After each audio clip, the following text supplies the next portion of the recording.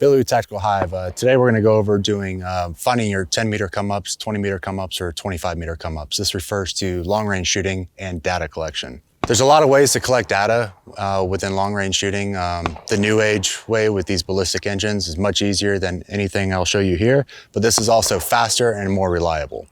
Typically, we're gonna collect data. We 0 at 100, we go to 200, 300, 400, 500, and so on. And then we write down what our impacts are, or how much we had to come up on our dial in order to impact the target. But if you are on a KD range and you only have static yard lines like 4 and 500, what's your data at 450, okay? We'll show you right here. Okay, as we look down here, I just kind of wrote up some just numbers. These have nothing to do with any kind of thing that I shot or anything like that. I just wrote down here just to show you. So we have 4 and 500.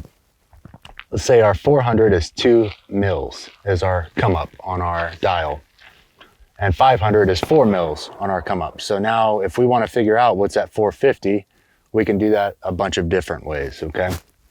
So you have 10-meter come ups or 10-yard come ups, 20, 25, you can even do 50 if you wanted to, right? If it's 50, we just divide it by 2. The difference between the 4 and 500 is 2 mils, right?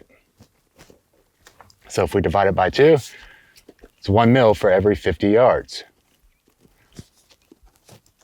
So if we're at 450 yards, our hold is going to be 3 mils, right? 3 mils for 450. Okay, ballistic trajectories are linear.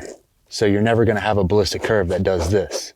Okay, so 450, if this is 400 and this is 500, right? We know that 450 is gonna be there. It's not gonna be down here or up here, okay? Okay, so we talked about the 50-meter come up. Now let's talk about a 10-meter come up. So there's 2 mils difference between 4 and 500 yards. We want to figure out what our hold is at 450 yards. So we know the difference between 4 and 500 is 2 mils. Okay, if we want to find what our hold is for every 10 yards, we have to divide 2 mils by 10. And that's going to be 2.0, right?